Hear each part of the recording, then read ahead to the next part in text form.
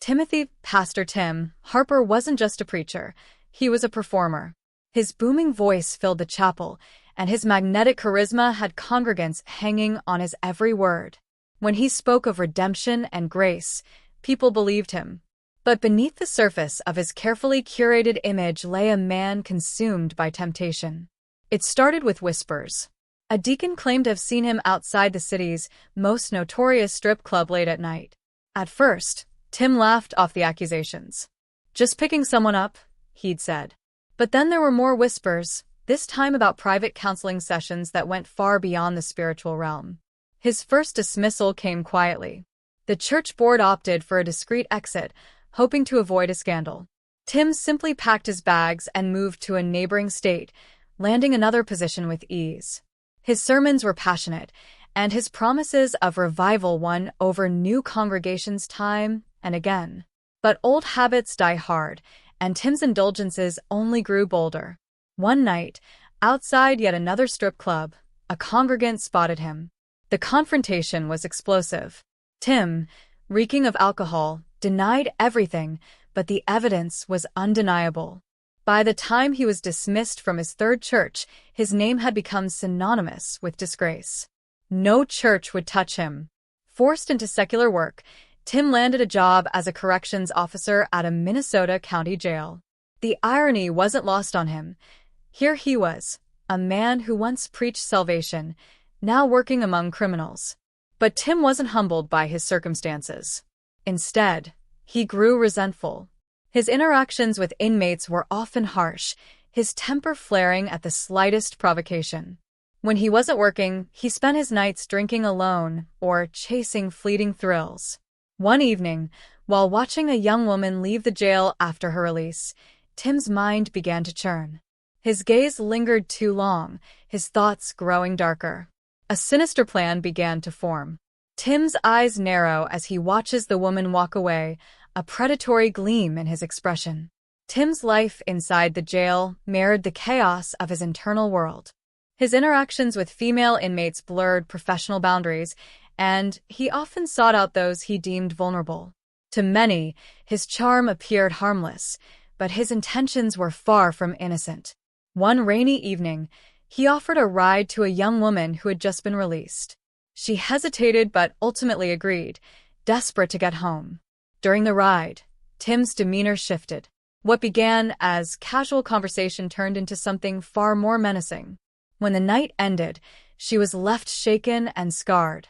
The assault didn't go unnoticed. The young woman reported Tim, and soon, an investigation was underway. His arrest sent shockwaves through the small community. At his trial, Tim's lawyer argued for leniency, citing his years of good service as a pastor. The judge, surprisingly sympathetic, sentenced him to just 6 months in jail. Janet, Tim's wife, watched the trial in horror. This wasn't the man she had married, the father of her daughters. The facade had crumbled completely. Unable to bear the shame and betrayal, Janet packed up their belongings and moved to Alabama, taking the girls with her. While Tim served his sentence, Janet began rebuilding her life. She found solace in a close-knit church community and vowed to shield her daughters from their father's toxicity. But Tim wasn't done with her yet. Tim steps out of the jail after his release, a twisted determination etched on his face. "I'll make her see," he mutters to himself. Tim's arrival in Alabama was unannounced. Janet opened her front door one evening to find him standing there, a bouquet of wilted flowers in one hand and a Bible in the other. "I've changed," he said, his voice trembling with feigned sincerity. "I want to make things right for the girls." Janet hesitated. She wanted to believe him. For years, she had prayed for this moment, for Tim to finally become the man she thought she'd married. Against her better judgment, she let him back into their lives. Tim wasted no time ingratiating himself with Janet's church. With his smooth words and polished demeanor, he convinced the pastor to give him a position. The congregation welcomed him with open arms, unaware of his tainted past. For a while, life seemed to stabilize. Tim preached with passion, his sermons drawing larger crowds each Sunday. Janet began to hope that maybe, just maybe, he had truly changed. But behind the scenes, Tim's old ways crept back. One night, as Janet cleaned up after dinner, Tim received a message on his laptop. The name Molly appeared on the screen. He quickly shut it, but Janet had already seen enough to feel the pang of suspicion. Tim's phone buzzes again, and he smirks as he reads Molly's reply. Tim's relationship with Molly unfolded like one of his sermons, grandiose, full of promises, and entirely false. Online, he was Commander Tim, a decorated Navy SEAL with tales of covert missions and daring rescues. Molly, living states away in Washington, was captivated by his charm. Their chats turned into phone calls, then video messages. Molly fell for the man she believed him to be.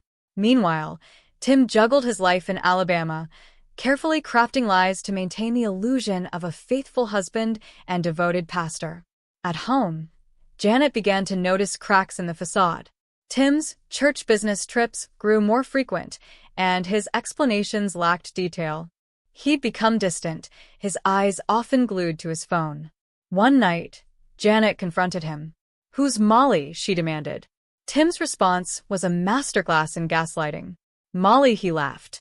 "Oh, she's just a church contact, a missionary I'm mentoring."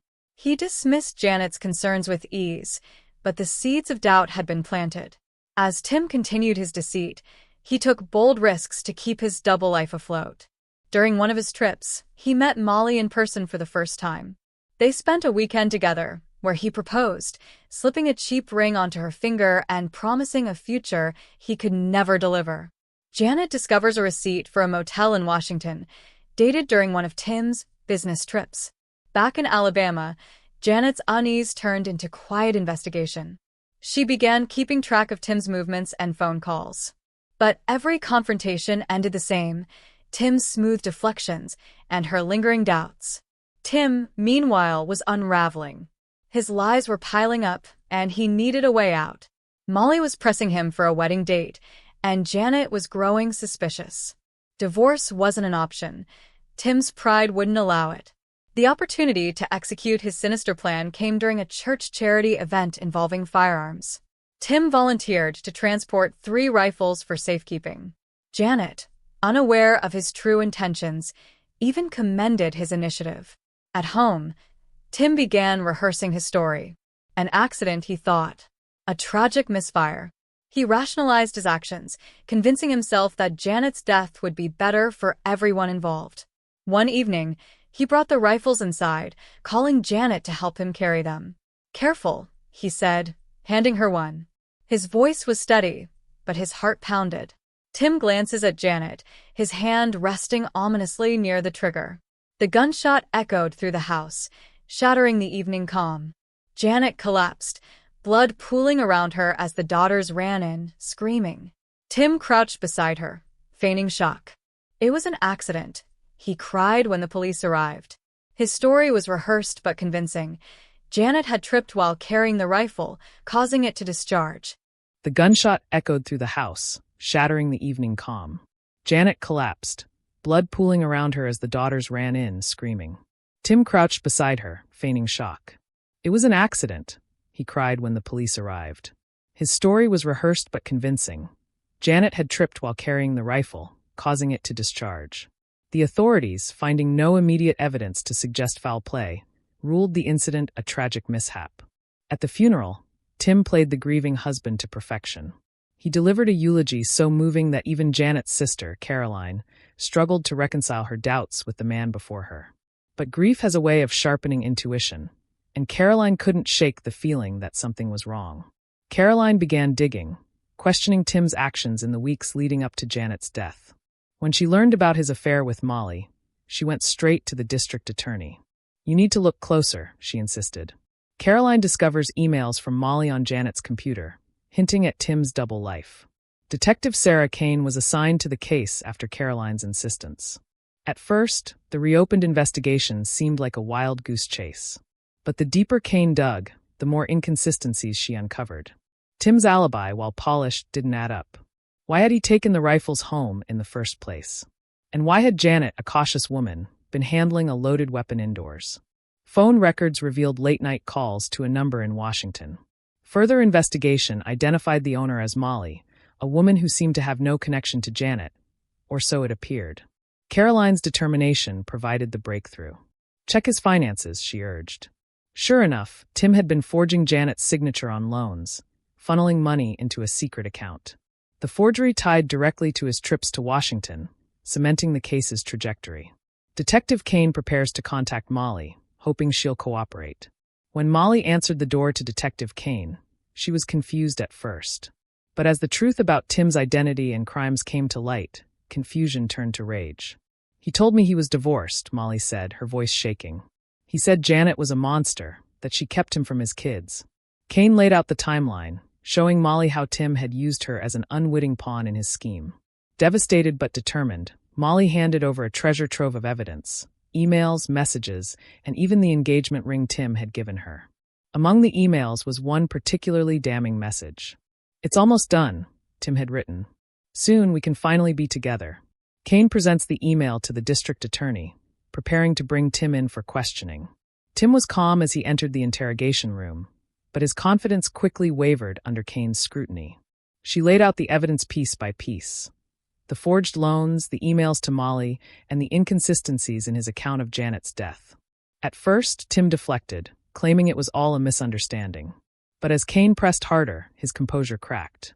When presented with the email suggesting premeditation, Tim's face turned pale. The forged loan provided the legal grounds to arrest him, but the evidence of premeditated murder sealed his fate. As the handcuffs clicked around his wrists, Tim's manipulative facade crumbled. News of Tim's arrest spreads, and the trial date is set. The trial was a media sensation. The prosecution painted a chilling picture of Tim as a master manipulator who would stop at nothing to achieve his selfish desires. Molly testified, her voice trembling as she recounted Tim's lies and their engagement. Caroline sat in the gallery, clutching a photo of Janet. Tim's defense was weak. His lawyers argued that the shooting was an accident, but the jury didn't buy it. The evidence was overwhelming. The verdict, guilty of first-degree murder. The judge sentenced Tim to life in prison without parole. As the sentence was read, Tim's shoulders slumped. For the first time, he seemed to grasp the weight of his actions. Outside the courthouse, Caroline spoke to reporters. "This isn't just about justice for Janet. It's about ensuring no one else suffers at his hands." The series ended with a reflection on the resilience of those who fought for justice, closing on a bittersweet note as Janet's daughters released balloons in her memory.